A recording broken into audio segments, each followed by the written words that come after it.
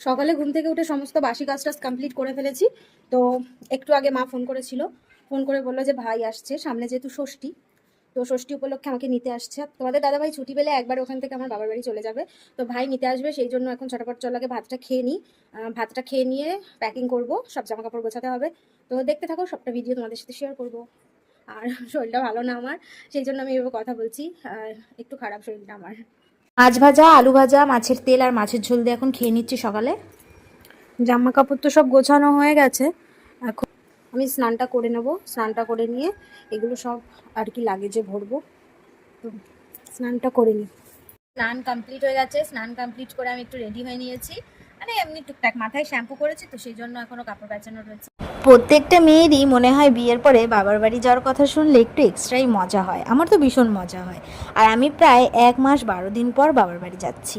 আমার বাবার বাড়ি যেহেতু এখন মা বাবা চাকদাতেই থাকে, সেই জন্য আমি একটুখানি ডিস্টেন্সেই যাই। 1 মাস এখানে থাকি, 1 মাস ওখানে থাকি, তো সেইভাবেই 10-12 দিন এদিক ওদিক হয়ে যায়।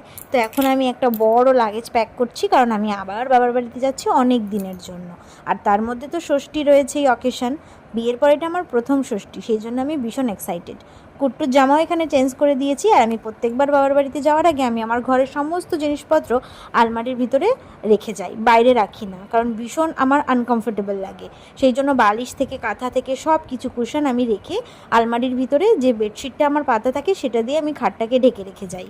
ভাই চলে আসার পর ভাই কিছুক্ষণ বাড়িতে থেকে মিষ্টি জল এগুলো খেলো, ও ভাত খেলো না, অনেকবার ওকে ভাত খাওয়ার জন্য বলা হলো। চলে এসেছি আমরা এই বাড়িতে, এই যে সিলিন্ডার নেওয়া হলো। আর মাতুব্বর দেখবা, গাড়ি সরাবে এখন, এখানে নাকি জল পড়বে।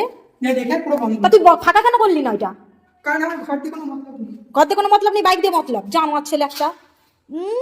দেখো ফেলো না জানো, ফেললি কিন্তু শেষ করে দেবে না একদম। কাজ যেন কি ফাটলো। এই আগে কাজ কমপ্লিট। বিশাল গরম, মারাত্মক গরম, বাড়ির ভিতরে গরম আন্দাজা করা যায় না কতটা গরম। বাড়ি বাইরে বেরোলে বোঝা যায়। মানে রাখ।